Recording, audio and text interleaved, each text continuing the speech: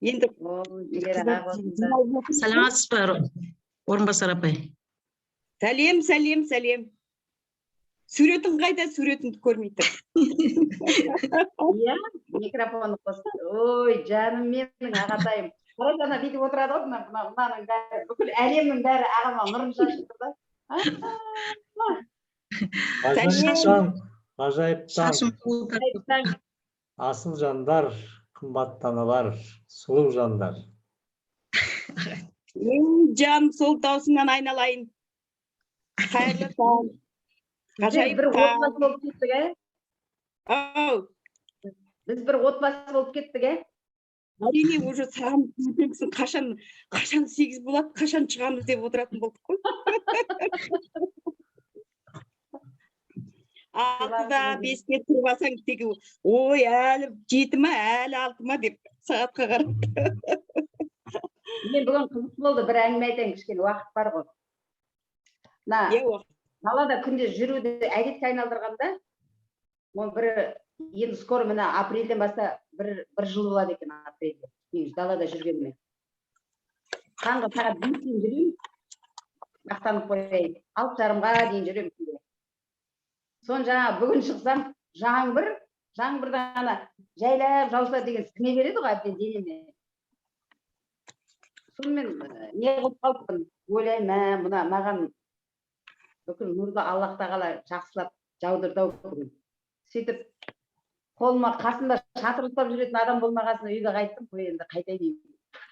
Енді шатыр ұстап жүретінде таппайсың ба, күнім-ау, түр десе түр бар, сөз десе сөз бар. Не жүрісің,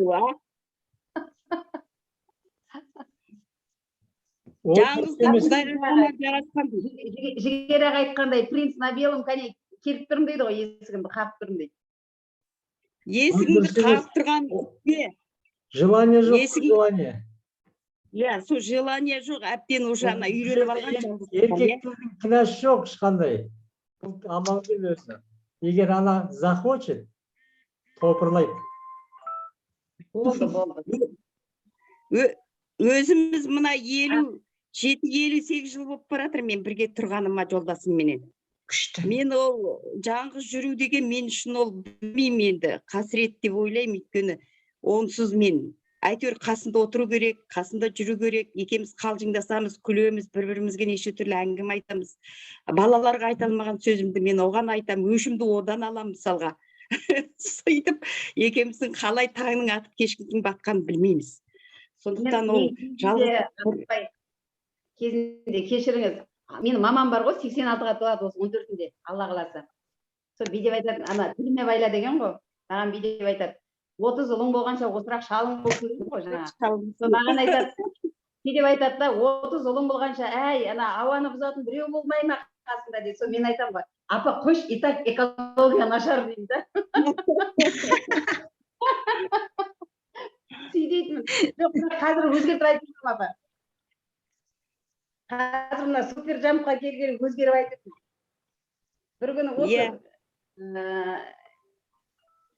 таң қалдырып сіздерді бір күйеуге тектеп білсем ба?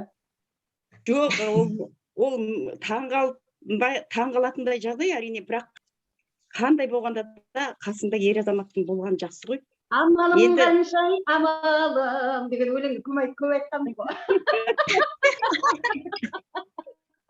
Қазір сен жастықпен білмей отырсың ғой. Ертең балалардың бәрі өз бет-бетімен кеткенде, сол кезде қиын болады. Сондықтан қасыңда біреу болғаны дұрыс. Амангүл өзің білесің ғой, бәрі өзіңнің қолында екен, бәрі. Иә. Дұрыс айтасың жаным. Сенің қалауың жасалады.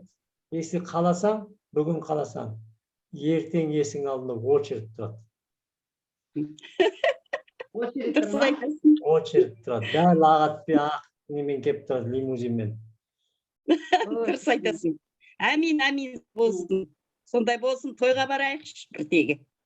Арасында мен де барып тұруым мүмкін. Бар. Дұрыс. Шағын, жайып қасып балам ғой, дая 10 бала бар ма?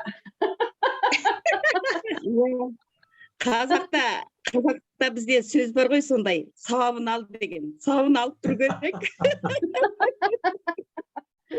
Ал сәттілік пен достық әрқашанда бізбен бірге, бақыт пен байлық біздің тағдырымыз. Қадірменді асыл жандар, ардақты жандар, менің оригинал достарым, қош келдіңіздер. Бүгін мәресіне жетіп қалыппыз. 10 күн деген 1 мартта бастадық қой, міне бүгін 10-ы мәресіне жетіпті әбден. Жаным менің Дариға, уақыт деген зулап өте шықты. Бұл деген мен өзім ойлаймын, қазір сен мықты шығарсың дейді үлкен кісілер. Бірақ уақыт сенен де мықты дейді. Соның мені дәлелі іспеттес. Негізі өмірдің өзі шындығына келгенде үздіксіз өзгеріп отырады екен. Мен бір сөзімді айттым ғой, бүгінгі бұрын жүгіріп жүрген бала ертең үлкен азамат қой. Бүгінгі азамат ертеңгі қария, бүгінгі қария ертеңгі елес деп айтып жатыр. Бір домбырамен өлең айтқанда бір терминдерді неменеге жетіктің бала батыр, қариялар азайып бара жатыр. Бірі мініп келместің кемесіне, бірі күтіп әнекей жағада жатыр деген өлең бар ғой. Сол терминдерді айтқанда мен өзім ойлайтынмын. Бәріміздің де мінетін шыңымыз сол болғанменен, қазір заманның өзі мынадай, неге психологтар көбейіп кетті? Неге ақыл айтқыштар көбейіп кетті? Неге жақсылыққа ұмтылғандар, неге өзін іздегендер көбейіп кетті? Бәрін тыңдап отырып қарасаң, өзінің уақыты келген екен. Кезінде үлкен кісілер, оны енді пайғамбарлар деп айтады ғой, жаңағы артық сөз айтып қоян деп аузын тас салып жүреді екен. Тас жүрсе аузында сөйлей алмайды ғой. Соны артық айтқанынан қорқады екен. Ал оны біздер көп түсіне бермедік. Армандайды, біреулер жазады дегендей. Жаңа қазір айтып жатырмыз ғой, визуализация, тағы бір нәрсе деп, аффирмация деп.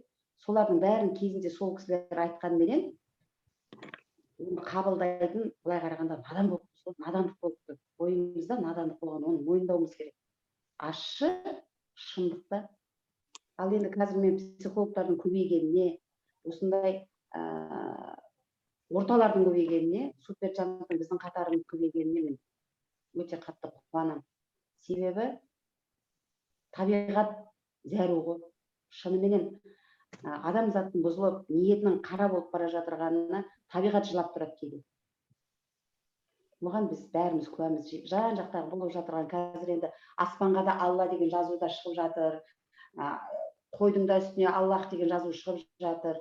Адамның денесіне шығып жатыр деген әңгімелерді естиміз ғой. Өзіміз барып көрмесек те, видеода, WhatsApp-тан көретін едік сондайларды. Оның бәрі бір кез келген дүниеден болып жатырған жоқ. Мына суперчан, оны да Владимир Викторович әбден көзі жетіп, осы 8 жаттығуды бүкіл жаттығулардың ішінен таңдап алған. Алдыңа мақсат қоя білу, бірінші 200 күлкіден бастап, ортасын аффирмацияға қойып, ең соңын ұлы мақсатқа қоюдың өзі сабақтастық. А то бәрінің орнын қашығып жіберуге болады ғой? Жоқ. Бәрінің по полочкам дейді ғой орыстар. Сол сияқты қатар-қатарымен тізбектеп бізге беріп қойған. Оның да өзінің бір оқыту методикасы. Біздерде мектептерде мына Дариға мұғалім болып жүр ғой, ол біледі ғой, оқудың өзінің бір әр пәннің өзінің бір методикасы бар. Мына тақырыптан алшақтап кетпейсің. Сол сияқты 8 жаттығуды қалай орындау керек екендігін айтып берген. Қазір міне 10 күннің ішінде біз бір семья болып кеттік. Бір отбасымыз, бір-бірімізге айтқан тілегіміз бәрі бір, тек қана жылы сөзімізді арнап отырып, ертең осы сабақ біткеннен кейін ол жылтыр, тағы да айтамын, жылтыр сөз болып қалып қоймау керек. Өмірімізде орындалу керек екен. Оны әттең тонның келтесі. Мен өзім басқа біреуге отчет бере алмаймын ғой. Өзіме өзім саналы түрде қазір сыртымнан қарап, Амангүлдің жүрген тұрысына, айтқан сөзіне, ойлаған ойына, мен өзіме саналы түрде қарасам, ұялам. Менің бір шаг алдыға, екі шаг артқа кеткен. Айтам, сөйтіп жаттығу жасау керек, үйту керек, бүйту керек деген әңгімені айтам да өзім орындамайды. Сонда көрдіңіз бе, айту басқа, түсіну басқа, жасау басқа.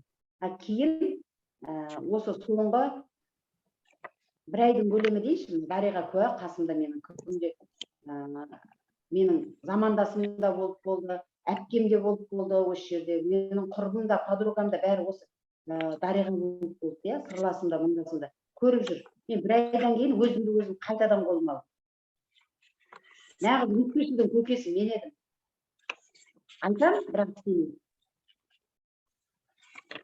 Енді сіздерге мен айтқым келеді, араларымызда жас жағының ерекшелігіне қарағанда бізде ортамызда сандуғаш отыр. Сандуғаштың құлағына алатын сырға ешқандай негативті ойламаймыз. Бұл сандуғашқа мен бір таңғалатыным, жаста болса бас бола алатын адам. Тек сәл ораторский искусство дейді ғой, соны Амангүл апасын көп тыңдай берсе, ол ертең менен сен тұр, мен айтайын деп кететін қыздардың бірі. Қалғанның бәрі бар бойында. Керемет жақсы қасиеттері бар. Мен сол сіңлілеріме, жүрген апаларымның бәріне, қасындағы ағаларыма, достарыма бәріне риза боламын. Аманқос деген балам бар, үлкен ұлым. Амандос деген екінші ұлымның бүгін туған күні 10-шы март. 27-ге толып жатыр. Ең кіші ұлым Алтынбек деген ұлым бар. Сол үш ұлды мен айтам, үш арыстанды маған Аллах тағала бергенде, осы балаларды қалай тәрбиелейді екен деп жаңағыдай. Үш қызы бар адам жұмаққа кіреді дейді ғой. Сол сияқты маған жұмақтың есігін өзі Амангүл өзі тауып алсын деп осы 3 жылды берген екен деп өзім ойлаймын да. Елді қорғайтын азамат, бір әйелдің бағын жандыратын, от ағасы бола алатындай, отанын қорғай алатындай, бір жақсы азамат болсын деген жүкті артып берген ау осы маған деп өзімше өзіме жұмақты өзім дайындап қойып жүрмін қазір. Көрдіңіз бе? Әр сөздің өзінің бір доля правды бар шығар, бірақ дегенменен өзіммен жұмыс жасауды бастадым. Мен қазір сіздердің алдарыңызда тағымнан жарылып айтып отырған әңгіменің төркіні осы. Қаншама жолдардан сүрініп барып өтсек те, бір менің таңғалатыным, менің басымдан бір авариядан жүре алмай қалып жатқан кездерінде. Төсек тартып. Сол кезде Аллах тағала мені оңдырмай сынаған екен. Жақсылап сынаған да. Бірақ менің тағы да бір қасиет, ойымдағы қарқылдап жатып алып күлетін. Сонда жұрттың бәрі ойлайтын, мына есі ауысып кеткен бе. Ал ана жағдайымды сұрап келетін адам болса, менің мүсәпір қалпымды көрмесін, жоғалтып көзін көрсетпе дейтін. Сонда менің қиялымда, миымда мынадай қасиет болған екен. Әлде бар сол қасиет.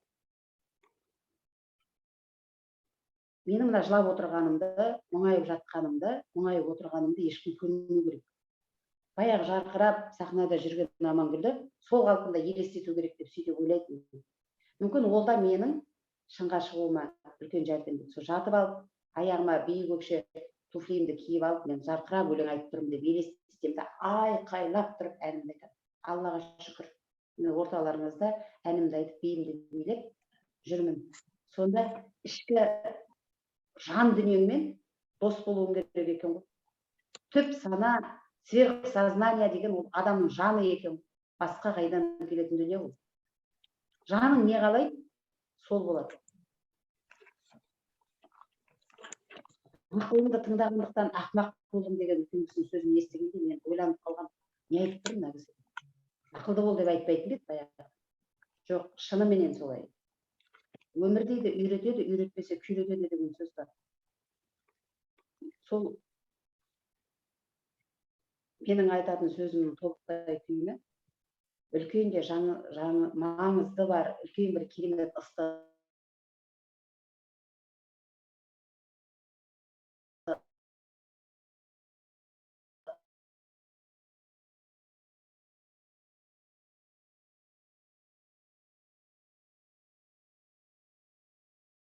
ұлы мақсатты қоя білу керек. Мықты керемет жоспар болу.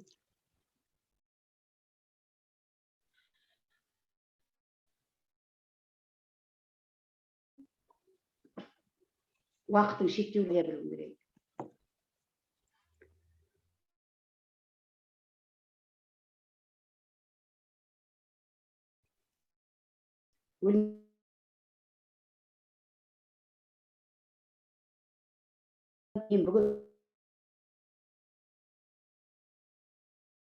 Мен жетісі күні мен Владимир Викторовичпен кездестім деп жазған екен кітабым. Сөйтіп кітабыма жазған кітабымды оқып, мен Владимир Викторовичпен кездесу болған күні бір-ақ күн маған жетпей қалыпты. Мен 8 күні кездескен екен. 7 күні кездестім мен Владимир Викторовичпен деп жазған екен. Шектеулі уақыт деп отырғаным сол. Қай ай екенін жазбаппын. Бірақ 8 күні мен Добрынмен кездестім деп керемет орындалып жатыр. Арман тілектерім. Сондықтан әр адамның өзінің арманы айқын болатын болса, мақсаты міндетті түрде. Ұлы мақсатымыз біздің суперджамптың әлемді құтқару, әлемді мейірімділікке, махаббатқа толтыра білу. Мен қазір өзіме деген махаббатым ашылып, қыздар, жігіттер, мен өзіме ғашықпын.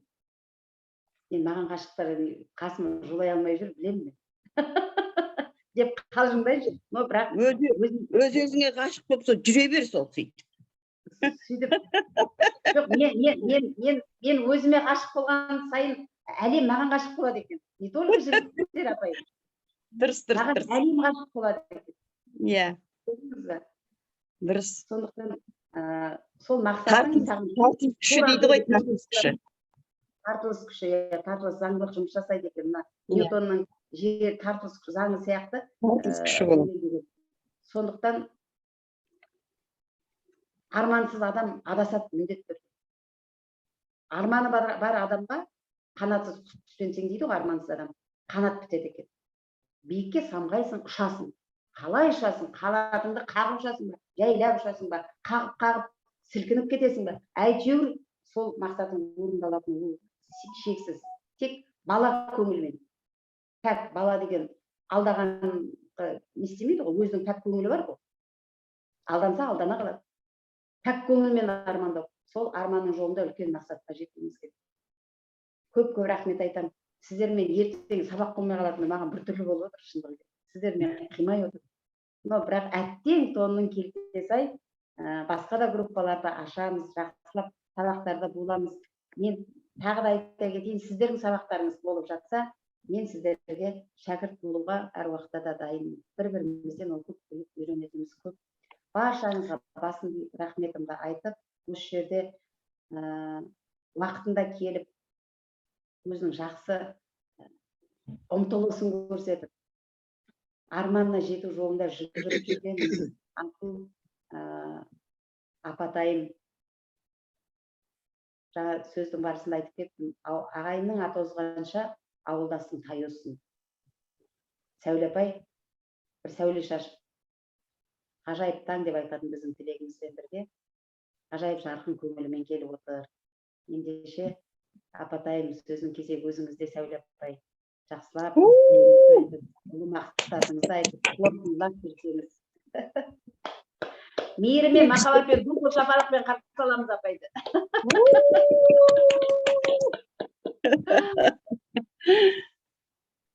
Сәуле апай, микрофонды қосамыз. Бәріңізге сәлем салдым. Сізден кейін енді Алмагүл ханым сөз жоқ қой совсем. Сізден кейін сөз айтудың өзі білмеймін. Оның үстіне енді жаңадан үйреніп, жаңадан ортаға қосылған маған енді тіпті сөз жоқ. Не айтарымды білмей отырмын. Тек тыңдай бергім келеді сіздерді. Менің арманым сол, сіздерді тыңдай бергім келеді тек. Таң атқаннан кешке дейін телефонды сөндірмей тек қарап отырып тыңдай бергім келеді. Енді бүгін соңғы күн деп жатсыз, енді өте қиын енді. Сандуғаштан сұрайын ғой енді. Жіберіп тұр деп.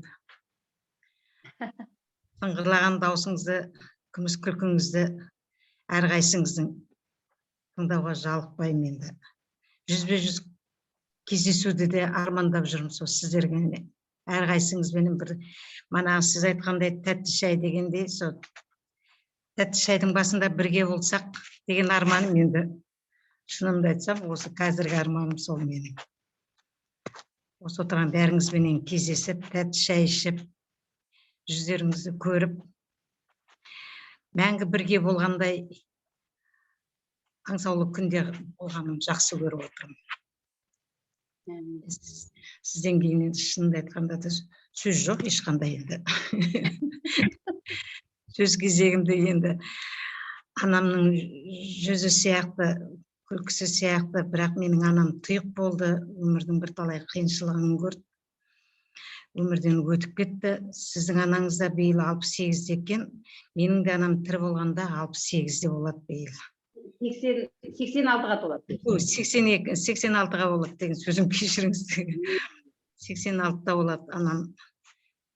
Бірақ енді анамның апасы бар, соны көргенде енді оған да о кісіге де барып жармаймын, енді уақыт бөлмеймін о кісіге де енді. Тірі, аман болсын деп жүре берем.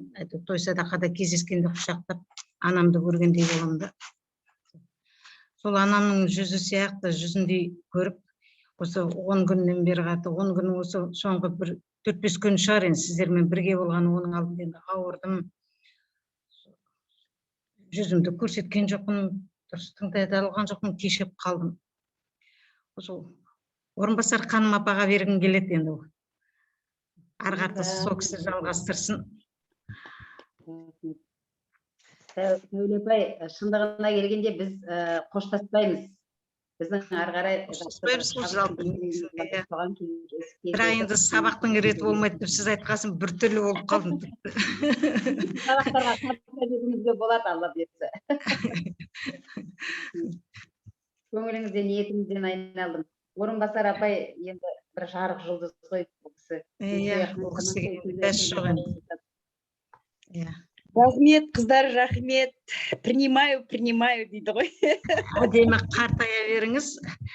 Атай аға екеуіңіз бір жастықта ұрпағыңызбен көп жасап, тек Алланың берген жасын жасап, ортамызда шалқып жүре беріңіз, апатай. Әмин. Енді Алла көзден сақтасын тек. Амандасып сөйлестік, тағы да амандасып қояйық. Сәттілік пен достық әрқашанда бізбен бірге, бақыт пен байлық біздің тағдырымыз. Құрметтілерім менің, алтындарым. Сіздер айтқандай мінекей уақыт деген зыр етіп өте шықты. 10 күннің қалай өтіп кеткенін білмей де қалдық. Сондай бір қызық сәттеріміз болды, қызық сабақтарымыз болды. Иншалла, шүкір Аллаға деп айтам. Осыны көргеніме, осы сіздермен болғаныма мыңда бір шүкір етем.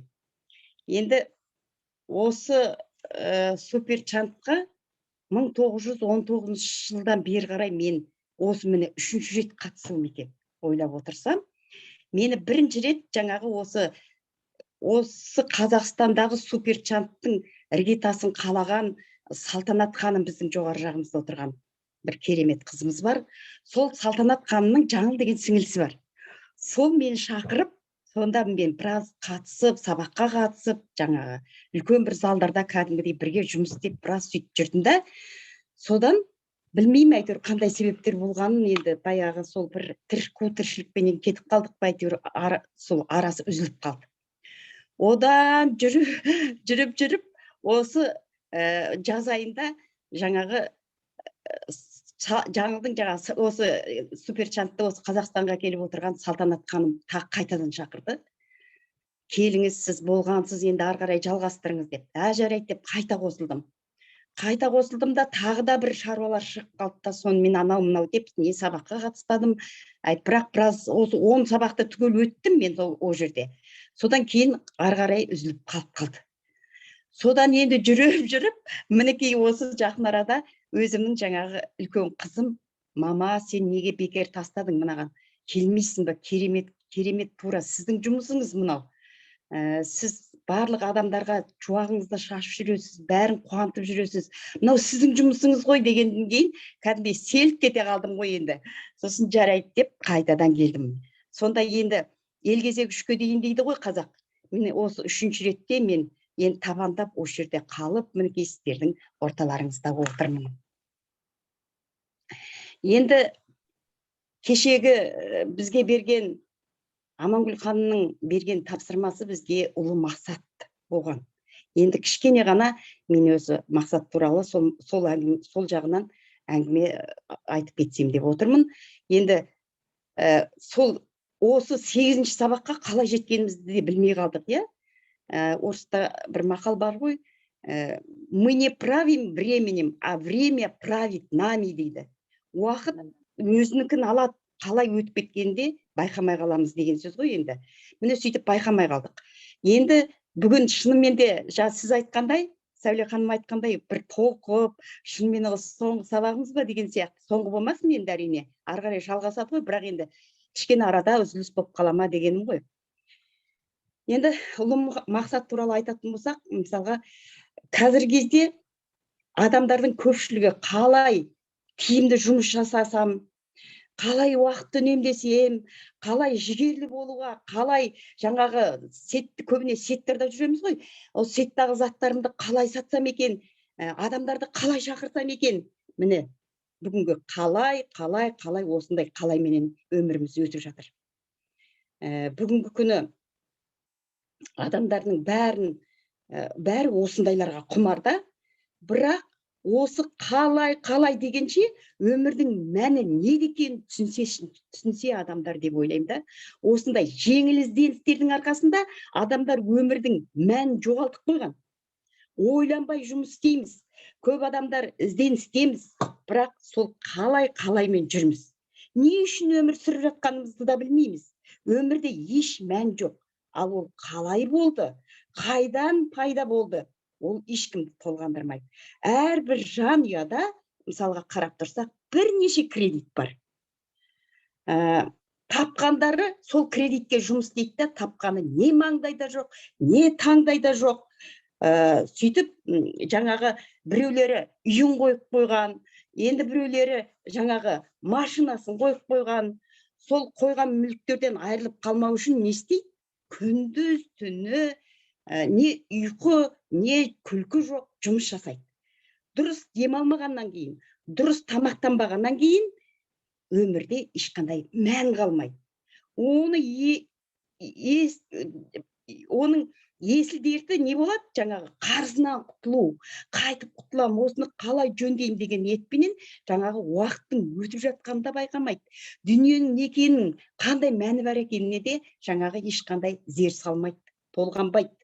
Міне осындай керемет жолменен кете береміз. Бірақ осының бәріне кім кінәлі? Өзіміз кінәліміз. Өйткені бізді ешкім зорлаған жоқ қой. Кредит алып, сен осыны жасат екен жоқ, бізге осында кредит бар деп айтты, бітті. Соны жаңағы әкеміздің үйінде таратып атқан бесплатный дүние сияқты, оның арт жағында не барын, қалай болатынын білместен, бәріміз жапа-тармаға үй ішімізбенен, бала-шағамызбенен жаңағы кредитті алып алдық. Ал енді сонан кейін не болды? Енді жанымыз қиналып жатыр. Енді қарап тұрсақ, сонда өзіміздің жаңағы өміріміздің не үшін өмір сүріп жатқанымызды да білмейміз. Әйтеуір таң атады, кеш батады, өмірдің мәні қалмаған біз үшін. Ештеңкені ойламаймыз, иә? Міне сөйтіп өміріміз өтіп жатыр. Енді осы жаңағы еш нәрсеге мән бермегендіктен біз не істейміз? Өзіміз құртып жатырмыз. Мысалы, табиғатқа да, айналамызға да ешқандай мән бермейміз. Үйдегі мусорды салапанға салып алып шығамыз да, жол-жөнекей кетіп баратып бір жерге тастай саламыз. Ал оның шашылып, жаңағы елге зиян тигізетініне оған біз мән бермейміз. Ал үлкен завод, фабрикалар болса, мысалға, оларда жаңағы ағып атқан суға немесе көлге апарып, қоқыстарын тастап, суларын ағызып жіберіп жатады. Одан балықтар қырылып атады судағы. Орманға барсақ, ормандағы саяхат жасап өзімізше қыдырып барамыз да, ол жерге отты жағамыз да, отты сөндірмей кетеміз, ұмытып кетеміз, оған ерінеміз, қош жана берсін деп, табиғат өртеніп кетеді, осы жаман болады деп ойламаймыз да, содан тоғай өртеніп, аңдар қырылып атады, иә? Міне осындай жағдайлар бізде көп кездеседі Қазақстанда. Бұның барлығы не үшін айтып жатырмын? Өйткені біздің жаңағы өміріміздің мәнінің жоғалтып кеткендігі, ешқандай адамдарда жаңағы өмірге деген мән мағына қалмағандығынан. Енді осыдан шаршап шалдыққан адамдар не істейді? Жаңағы кредитін құямайды, денсаулығы жоқ, былай тартса жетпейді, былай тартса жетпейді, содан барып не пайда болады? Адамда жаңа депрессия, адамдар жаңағы психоз болады, ашуланып, жаңа әр уақытта ұрысқақ болып, сондай бір халге жетіп кетеміз екен. Тіпті кейбір адамдар жаңағы өзінің жаңағы сезімталдығы нашар адамдар не істейді? Араққа беріліп кетеді, нашақорлыққа беріліп кетеді, міне өмірдің мәні қалмады деген осы.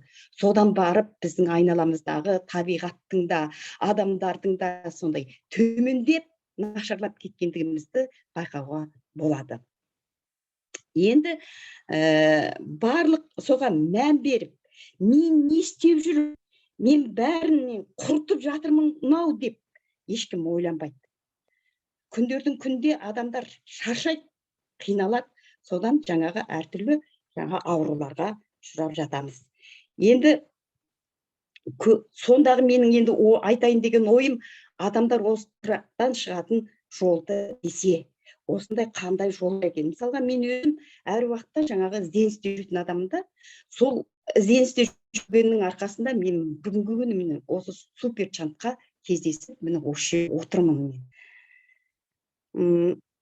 Тығырықтан шығатын басқа да жолдар барау демейді, ізденбейді. Ал ол жол табу үшін білім керек. Мысалға, бізді өзіміз дамыту үшін оған бізге білім керек. Ал сол көздеген мақсатымызға жеткенде бәрі артта қалатынын түсіну керек. Сонда біз ұлы мақсатқа жетеміз, өзімізге мақсат қоя білеміз. Міне суперчант осы ұлы мақсатқа жетудің бірден бір жолы. Бұл жерде білім де бар, ақша да бар, денсаулық та бар. Сол үшін мен осындамын. Мен қазақпын, мен Қазақстанның азаматымын. Мен соны өзіме мақтан етемін. Өзіміздің осы қазақ елінде осындай суперчанттың ашылып, осындай дамып жатқанына мен қуанамын. Мен өз басым әр кезде жаңағы ізденісте жүретін адаммын. Шықпаған төбем қалады десем болады. Енді соның арқасында міне мен бүгінгі күні өз жолымды таптым деп болады. Мен миллионермін, мен миллионға жетемін. Себебі мен осы жерден білім алып, сауатымды ашып, алға ұмтылып жатырмын. Мен жіберген қателіктерді бала-шағам қайталамаса деймін. Сол үшін мен оларға жақсы жағынан үлгі болып жатырмын. Басты мақсат өзіңді дамыту, сөйтіп үлкен мақсатқа жету. Міне бүгінгі менің айтарым әңгімем осы. Енді осы жерде алтын микрофонды әрине мен енді ары қарай жалғастырып біреуге бергім келеді, әрине. Өзім сөйлей бергенім дұрыс емес. Әйтпесе мен кешке шейін айта беремін десем. Енді бүгін адамдардың енді кім отырған білмеймін. Мен жаңа көріп қалғаным, енді ішіміздегі арп ішінде бір бидай болып отырған Жігер мырза, сіз үлкен азаматсыз, біздің ортамызда қадірлі азаматымызсыз. Мен сізді құрмет тұтамын. Жасыңыз кіші болса да мен сізді сыйлаймын. Кенжегүл екеуіңіз өте бір жүректеріңіздің ар жағынан күн көрініп тұратын бір керемет адамдарсыз. Осы бүкіл Қазақстан, бүкіл дүние жүзі жүректеріңізге сиятын бір керемет адамдарсыздар. Күлгенде көмейіңізден керемет алтын шашылып жатады. Сондай құрметті де бір жақсы көретін азаматымсыз. Сондықтан осы алтын микрофонды сізге бергім келеді. Сіз патша мен патшайымдардың үстінен қарайтын патшасыз. Алтын микрофон сізге. Көп рахмет. Орынбасар апай, көп жасаңыз. Рахмет сізге. Көп жасаңыз. Әмин. Сәттілік пен достық бізбен бірге, бақыт пен байлық біздің тағдырымыз. Кенжегүлді күнде тыңдап отырады осында. Сізге алғыс айтып жатыр. Рахмет. Мәз болып ұшып бара жатыр, аяғынан тартып соқпайды.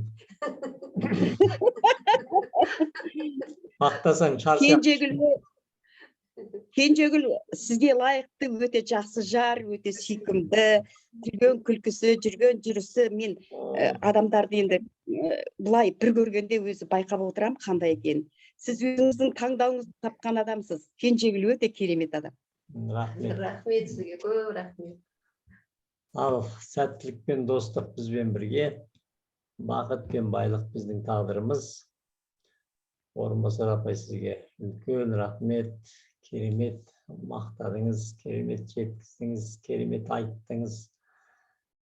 Енді осы супер жамптан шықпай, мастер интеллект тренермен тренерлік жасап, осы жерде өзіңіздің неңізбен сабақ өткізсеңіз, көп адамдардың ойын түзесеңіз, от міне көмегіңіз сонда тиеді.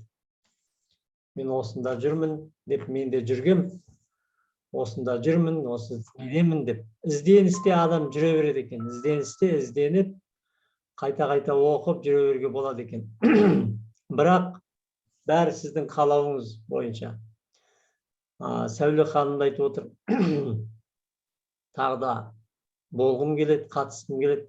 Сіздің қолыңызда, Сәуле апай, қатысам десеңіз, ары қаратай да қатыса аласыз. Наставниктеріңізге айтасыз, мен қатысам.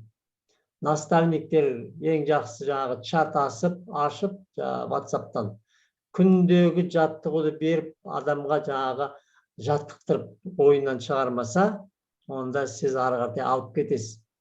Ал егер қазір 10 күн қатысқаннан кейін ешқандай тағы қатыспай қалатын болсаңыз, тағы бір 10 күннен кейін қайтадан ескі өмірге өтесіз.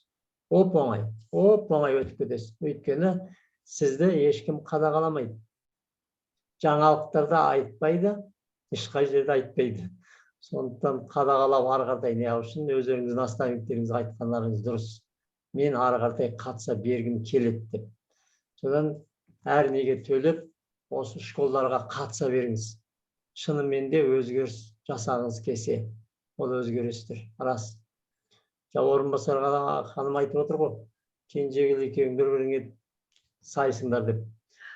Оның өмірі басқа, кенжегілмен мен 4 рет таныстым, үйленгенге дейін. 4 рет таныстым. Қайта-қайта айландырып әкеле бергеннен кейін мен ойладым, бекер емес, екеумізді бекер қосып жатқан жоқ, қайта-қайта алып кеп таныстырып. Значит, екеуміз бірге болуымыз керек деп сөз салып, 5-6 ай жүріп үйлендік. Үйленгеннің өзінде 2 рет, 3 рет той жасап жібердік. Қайта-қайта. Үйленіп тойға беташар той бір жасадық, үйленуді бір жасадық. Сонан кейін жағы неге барып қол қойдық қой. Сол 1 айдан кейін болды ма, 1 жарым айдан кейін соған барып тағы той жасадық. Сол кезде қайттан көйлегімізді киіп алдық. Солай, сондықтан егерде шынымен де біздің миымыздың қабілеті мықты болса, ойлаған ойымыз жасалса, сөйлеген сөзіміз істелсе, неге біз ары қаратай жалғастырмақпыз? Неге қорқамыз? Неге кетіп қаламыз? Орынбасар ханым айтып отыр. Иә, бәрімізде сондай өмір. Ертеңгі күнмен өмір сүреміз. Ертең жасаймын, ертең жасаймын. Ертең істеймін ғой, тұршы, бүгін мынауын бір рет ертең істеймін ғой. Жоқ, бүгін қазір істеген дұрыс екен. Қазір ойыңызға түсті ма, сразу жасай берсеңіз, істеледі екен. Өйткені бізде қорқыныш басып алған, әбден жаңағы жаңалықтардан, телевизордан көріп, елден естіген бәр миымызға құйылып алған. Түп санамыздың бәрі соны істетіп жатыр. Өйткені еститініміз сол, көретініміз сол. Көз көреді, ауыз жасай айтады, ми жасайды. Сондықтан соның бәрін енді наоборот істесек, миымыздың қабілеті мықты болса, біздің өмірімізді 360 градусқа өзгертетін болса, неге соны қолға алмасқа? Неге айта бермеске? Аудиотренинг. 1. Неге бақытты болмаймыз? Күліп. Күнде күле беріңіз. Бақытты санаңыз. Міне, сол кезде өзгерістер шынымен енеді. 2. Ойымызға келіп жатса, неге тартып құртпасқа оны, жойып жібермеске? Келген жаман ойды атып жіберсек, шалқасынан түспей ме? Бітті ғой. Сол сияқты соны жаман ойды өлтіре бермеске. Неге біреуге ашуланып өзіміз ауру қыламыз? Неге санамаймыз 100-ге дейін? Ол да күшті, керемет. Неге аудиторингті айтып өмірімізді өзгертіп алмаймыз? Шынымен де істелетін болса, шынымен ойымыз жасалатын болса, миымыздың миын жеп соны істемейміз ба? Біреуге барып айтамыз ғой әлгі, ананы берші, балалар сұрай берсе, мәші миын жей бермей, мәші деп бере саламыз ғой. Сол сияқты мидың миын жеу керек. Мен ұлымын, мен күштімін, мен кереметпін, мен денсаулығым мықты, мен кешке дейін айта берсеңіз, миды жей берген кейін, мынау жасап тастайыншы осыған, көрсетейінші деп істей береді. Сондықтан сол мидың миын жей берейік. Резеңкені тарта берейік. 100-ге дейін санай берейік. Күле берейік. Суымызды құйып, бүткіл негативті тазалап тастап отырайық. Қайта жиналған нәрсе. Шайып отырайық. Жеткізейік соның бәрін. Конечно, мақсатымызды қояйық. Әлемімізді бүткіл надандықтан, жамандықтан, құрып баратқан неден құтқарайық. Адамдардың ойын түзеп, өзін өзі құртудан, жоюдан құтқарайық. Қазір 50-дің үстінде кетіп жатыр. Кеткен сайын адамдар бәрі айтады тек қана. Жаңағы немейді, давлениемен кетті, жүрекпен кетті. Біз өзіміз соны қалап аламыз. Жаңағындай ашумен жүреміз, өмірі ренжіс, әлемге ренжиміз, бүткіл әлемге ренжиміз, адамдарға ренжиміз, біреуге ренжиміз. Сол ренжіштің арқасы ештеңе істемейді. Өзімізді жақсы көрмейміз. Амангүл ханым сияқты өзімізді сүйе беретін болсақ, жақсы көре беретін болсақ, әлем жақсы болады. Әлем жақсы көреді. Біреу сізді сыйламаса, сіз сыйлаңыз. Сол кезде сыйлайтын болады. Өзіңізден баста деген сол. Біреу сізді жақсы көрмесе, сіз жақсы көріңіз. Біреуді жақсы көргеніңіз, өзіңізді жақсы көргеніңіз. Біреуді сыйлағаныңыз, өзіңізді сыйлағаныңыз. Сол арқылы сізге келеді, сізді сыйлайды. Біреудің қуанышына қуансаңыз, өзіңізде қуаныш болады. Біреудің істеген ісіне мақтансаңыз, сізде мақтаныш болады. Біреуге көмектессеңіз, екі есе қайтады, сізде болады. Бәрі өзіңіз үшін жасайсыз. Біреуге жасаған нәрсеңіз өзіңіз үшін жасайсыз. Сонда ол сізді мені сыйлады деп сыйлап жүріп, ол жақсарады. Сонда ол маған жақсылық жасады, мен де жасайын деп, ол жақсарады. Одан оған тарайды, анадан анаған тарайды, сөйтеміз. Міне, супер жамптың мықтылығы. Мен осында қанша жүргенде түсінгенім. Егерде менің миым бәрін жасайтын болса, мен неге қорқуым керек? Неден қорқуым керек? Кімнен қорқуым керек? Менің Аллам менің миымда, жүрегімде отырса, менің жаңағы индивидуальный Аллам болса, онда мен неге қорқуым керек? Кімнен қорқуым керек? Не үшін қорқуым? Айтпайын ба бәріне? Жаймайын ба? Қорықпай істей бермейін ба? Бүгінгі күніме план қойып жасай бермейін ба? Міне, супер жамптың ең мықты нәрсесі. Рахмет, көп айтып қойсам, біздің уақыт ясқандай. Енді біздің қазіргі интеллект тренерлік дамыған кезім, сондықтан сіздерге жетсін деп айтып отырған. Амангүл ханым ренжімеңіз. Енді мен келесі сөзімді осында отырған асыл жандардың бірі. Дана, данышпан, өзі сұлу, өзі әдемі, өзі бақытты, өзі мастер, өзі интеллект тренер, өзі ұлы көшбасшы. Немерелер мен шөберелер сізді мақтан тұтады дейді. Сізді көше деп айтуға болады.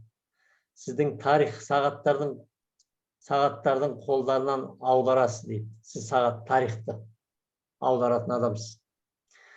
Сіз адамдарды құтқару үшін жерге түскен жақсы алпауытсыз. Сіз даналық жаратысыз. Сіз мейірімдікпен жарық мұхитсыз. Сіз әдемісіз, сіз сұлусыз, сіз асылсыз, сіз алтынсыз. Осында отырған Дариға ханыма бердім.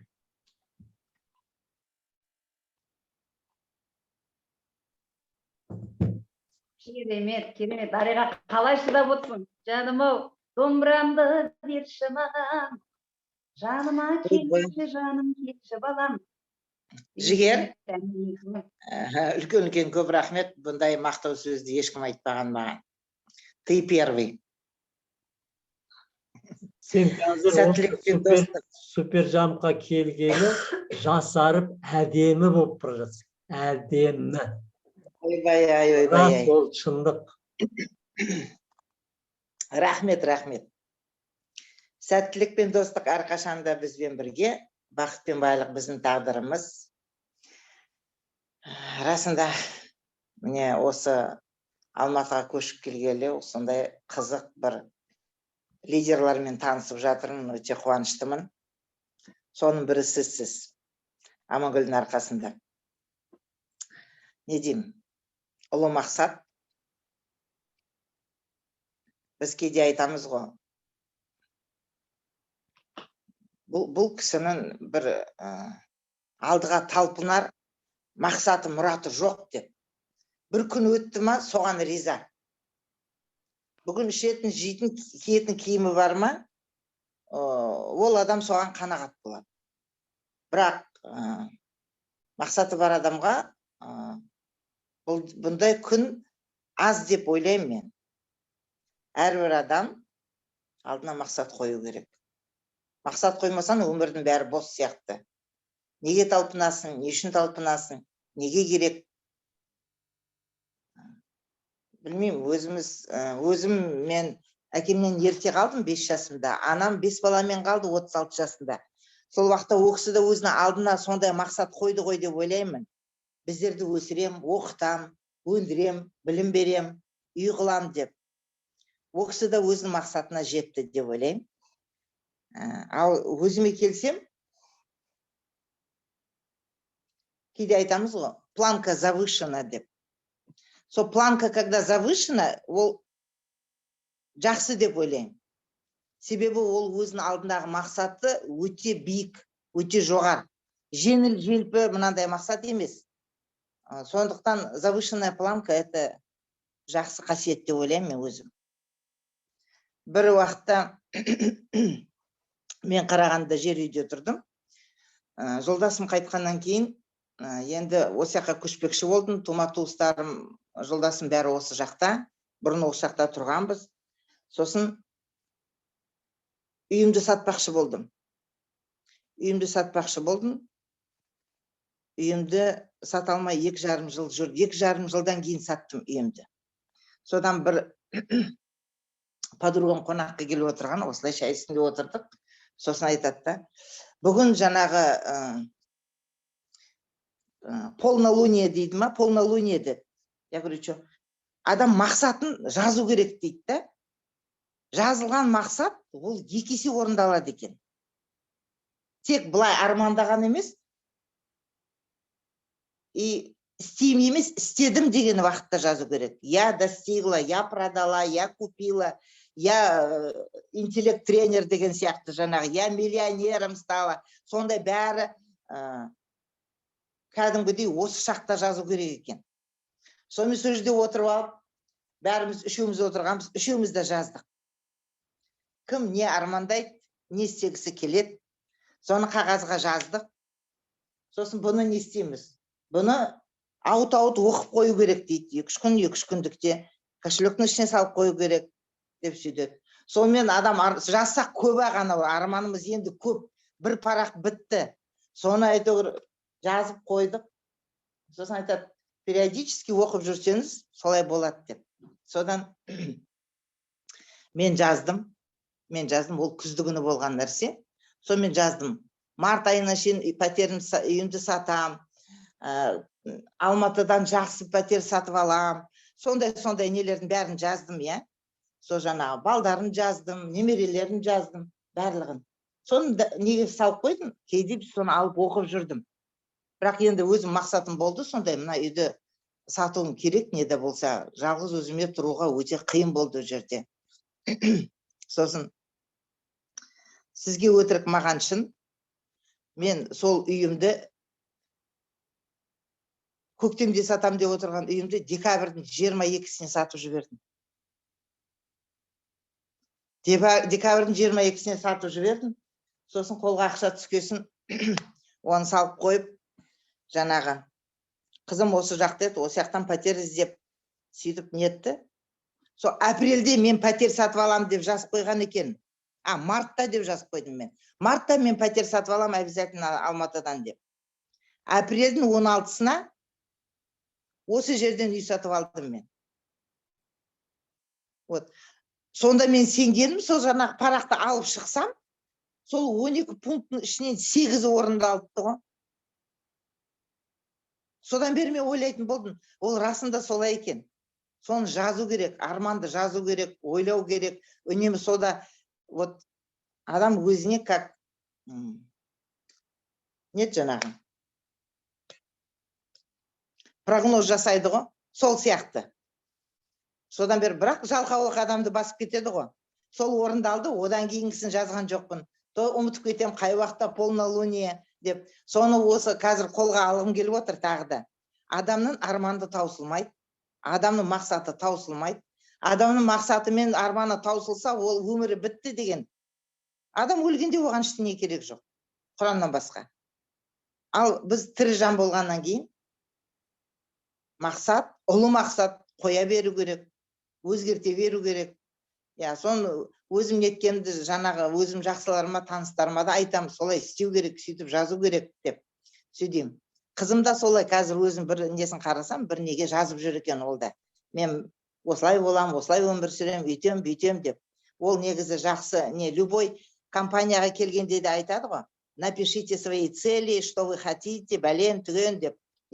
Соның бәрі мақсат, ұлы мақсат. Керемет. Дариға, сіз ұлы мақсат қойдыңыз ба қазір?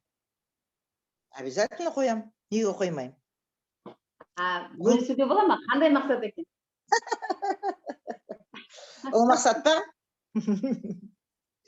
Мен мақсатым, мен де сізге ұқсап, осы супер джампқа адамдар шақырып, бір команда құрғым келеді да.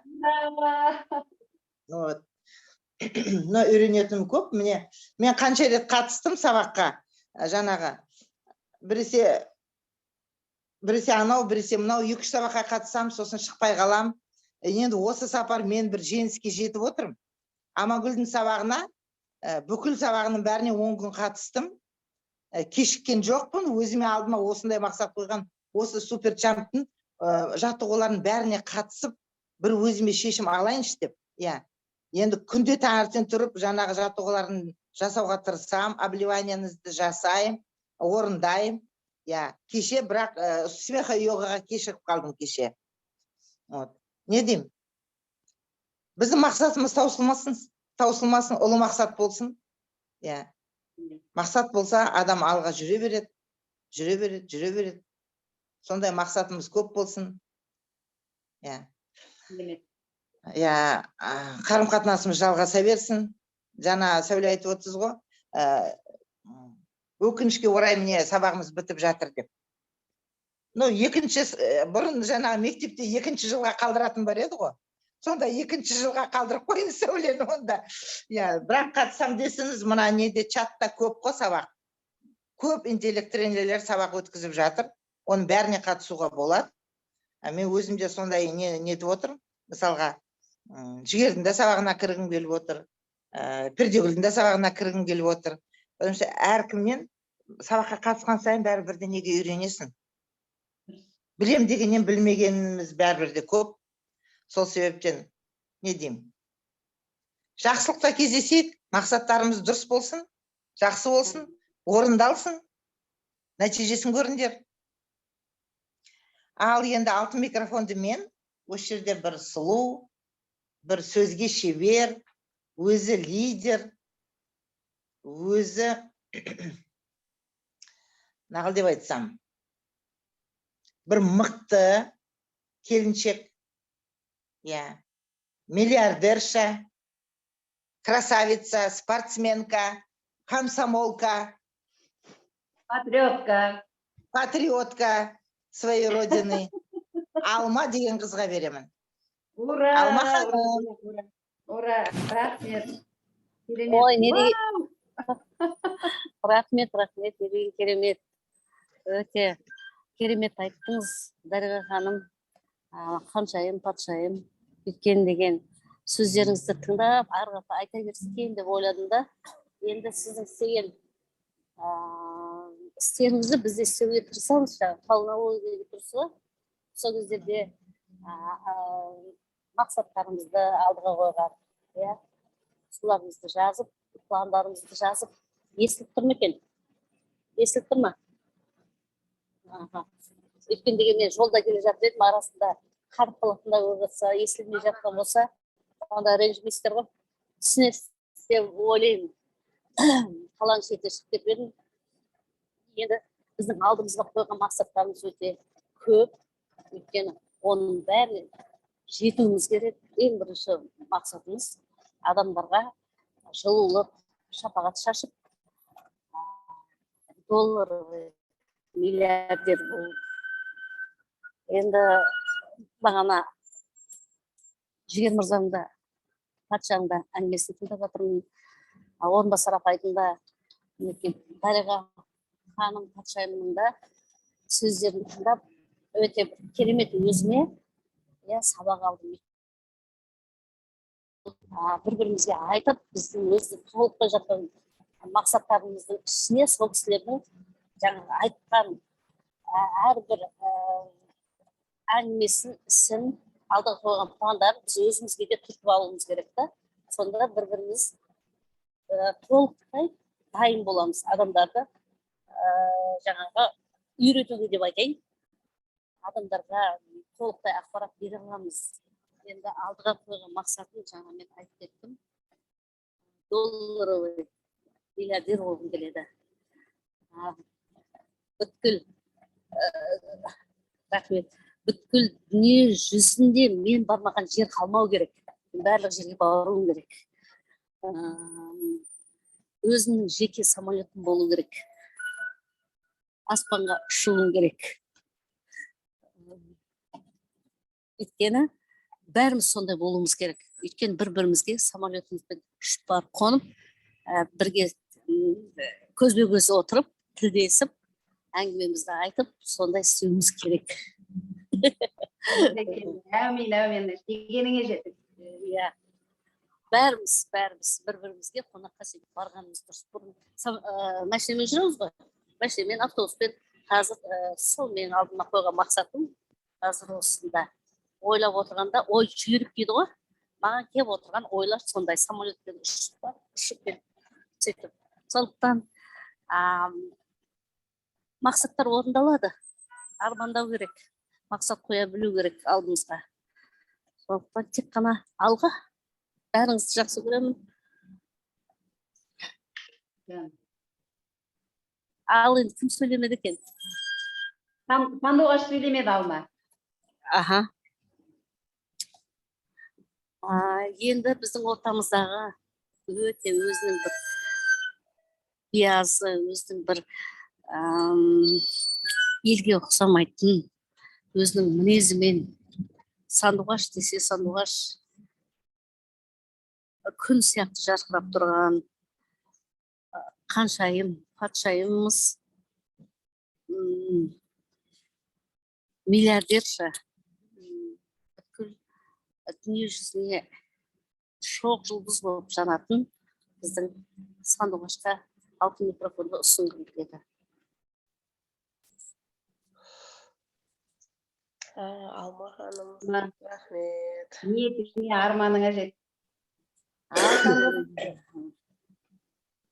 Рахмет, кешіресіздер. Еміншіде светсім қалып. Әлі күнде жарық түспей тұр. Дұрыстап бұлт толғасын ба. Сол. Сәттілік пен достық әрқашанда бізбен бірге. Бақыт пен байлық біздің тағдырымыз. Естіліп тұр ғой,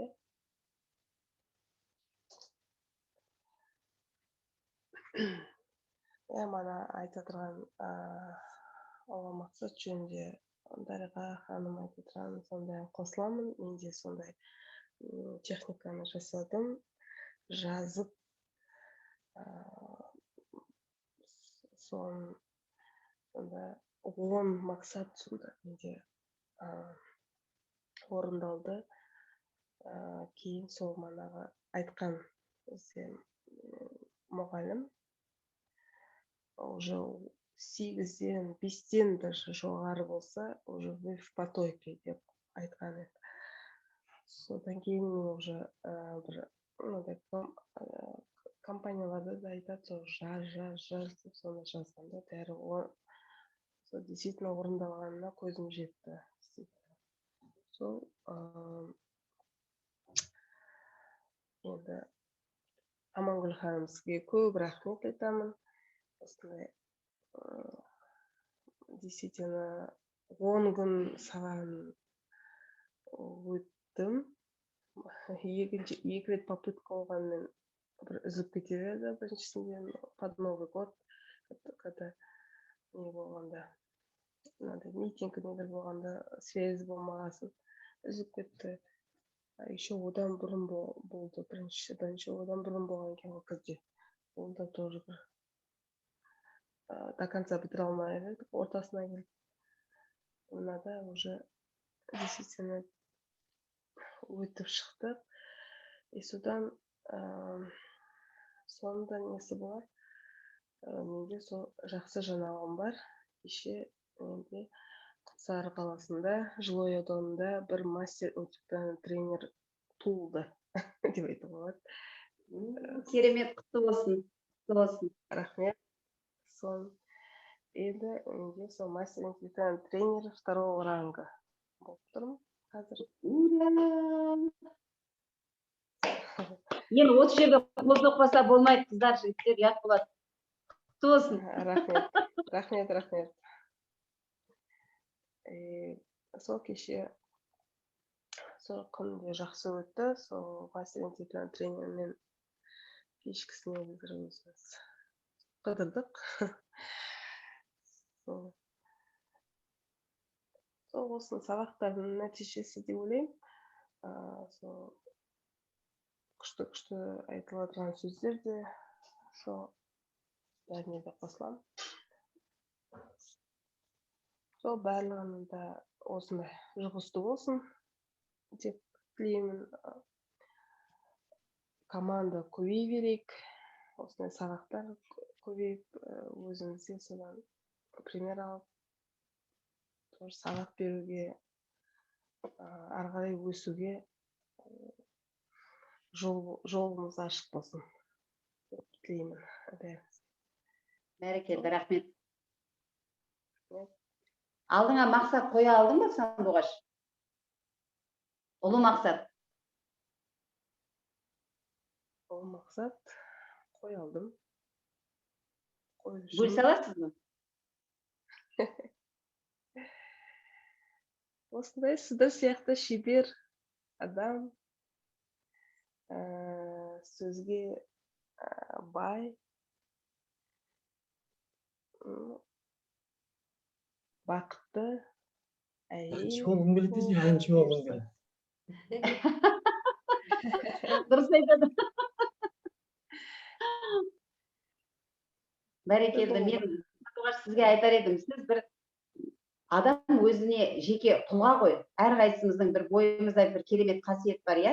Бірін қайталамайтын. Сен мен сияқты болуға ұмтылма, Сандуғаш, өзіңді тапшы жақсылап. Сенің бойыңда керемет асыл қасиет бар. Мен мысалы, менің бойымдағы жоқ, менің өзімнен таба алмай жүрген бір керемет қасиеттерді мен Сандуғаштан көремін. Жас қыз бала болса да, мысалы, Сандуғаштан менің үйренетінім көп. Сабырлығы, берекелілігі, өзінің бойына, Сандуғашқа қарасам, бүкіл әлем күліп тұрады ғой енді. Қасиетіңнен айналдым көке. Өзіңді өзің аш, мынадай жаңағы тұңғиықта ұстама өзіңді. Әлде сенмен бірге болатын. Мен индивидуально жақсы жасаймын. Молодец.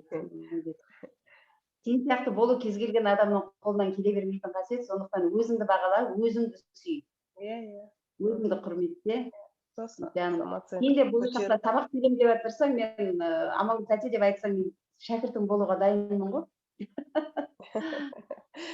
Сол өзімде сондай план болды, жалпы. Ал енді сөзіңді жүйелеп, уақытқа бағынамыз. Сөзіңді маған бере қойсаң, Бүгін енді қорытынды сабақ 10 күн уақыт өтті, өзінің мәресіне жетті. Бүгін финал деп айтып жатырмыз. Уже 10 күн қалай болып қалғанын білмей қалдық действительно. Алсын микрофонымды. Осы өзі сұлу, әдемі, барлық жағынан настоящий друг,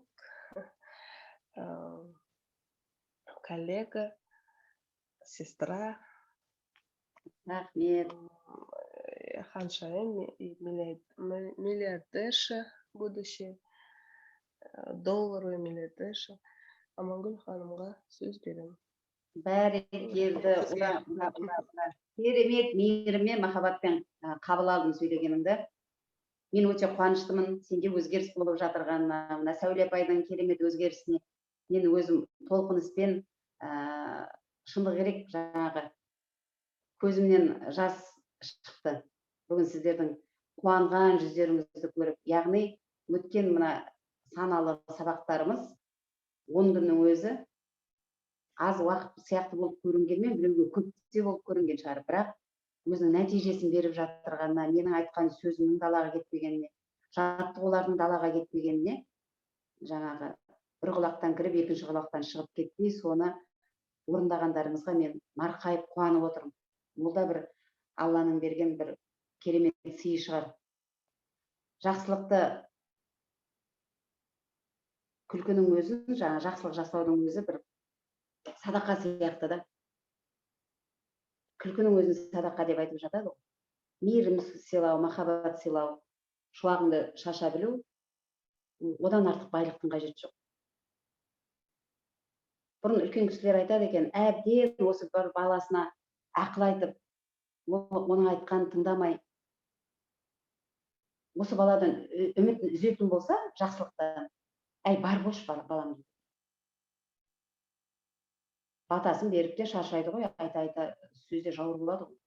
Әй, бар бол дейді екен. Бар бол деген сөз содан қалған. Ал енді біз жай ғана бар болмайық, өмір сүрейік. Өзіміз өзгерту үшін әркімнің бойында мен білемін деген қасиет бар ғой. Мына басымыздағы құдай қажет жоқ бір корона бар, тәкаппарлық, менмендік деген. Осыны өзімізден алып тастайтын болсақ, онда алдыңа қоятын, армандай алатын арманыңмен алдыңа қоятын мақсатыңа жететін ол сөзсіз. Біз балалы шағалы адамдармыз, мысалы баланы өмірге қызық үшін алып келген жоқпыз ғой. Қаншама жауапкершілік бар мойнында, иә? Тем более әйел затының мойнында. Бүкіл әлемді тербетеді деген сөздің өзі аналардан. Құрдан құр жай айту керек болған үшін айта салынған сөз емес. Сондықтан әйел затына көптеген дүние жүктелетін. Сол жүкті көтере алатын болғаннан кейін де бізге ұрпақ сүйгізіп отырған шығар Аллаһымыз. Жай ғана бар болмайық, тағы да сіздерге жалынып тұрып сұраймын. Арманда үйреніңіздерші. Арман жоқ қазір көп адам. Балаларымның қызығын көрсем деп біреулер сөйдейді. Көп адам, 99% сөйдеп айтады. Баланың қызығын көруің үшін бірінші өзің армандай алуың керек. Сол балаңнан үмітіңді үзбеуің керек. Балаңа деген тілегіңді, ата-ананың тілегі дейді, баланың қанатын керемет биікке самғатып ұшыратын. Біздің мойнымызда адамгершіліктің парызы бар, адамгершіліктің қарызы бар. Кез келген сөз емес қой, екі дүнияның абыройын берсін деген сөз. Бұл дүниеде абыройлы болсаң, жәннаттан орның болсын деген сөздің сөйлеуі. Соған біздер лайықты болайық, қыздар мен жігіттер. Ойнадық, күлдік, қыз екеніңді білдік деп қалжыңдаймыз ғой. Шынымен ойнап күлгеннің, әзіл қалжыңның әр жағында бір астары бар. Соған үңіле берейік. Осы біздің өткен 10 күндік сабағымыз бүгін шынымен мәресіне жетті. Бұнымен сіздермен қоштаспаймыз. Әлі де сабақтар болып жатады, хабарлап айтамыз. Осы жерде интеллект тренерлер бар бірнеше. Сіздердің әрқайсыңыз Амангүлмен сабақ өткізейін деп едім. Соған бір көмегіңіз керек болып тұр. Болмаса бір сабаққа қатысып беріңіз десең, әрине мен шын ниетіммен қатысып сіздерге қолдау көрсетуге әр уақытта да дайынмын. Менің бір жақсы қуанатын қасиетім, соңғы кезде мен өзімнен байқаймын. Менің жүрегім имандылыққа толды. Бұрын имансыз болдым деп айта алмаймын. Бірақ адам есейеді екен. Жаста болған шығар, адам жастықтың масы да болады, мысалы адамда да. Қазір биікке самғап ұшуды арманыңа соған мінгенде ғана сен сезесің.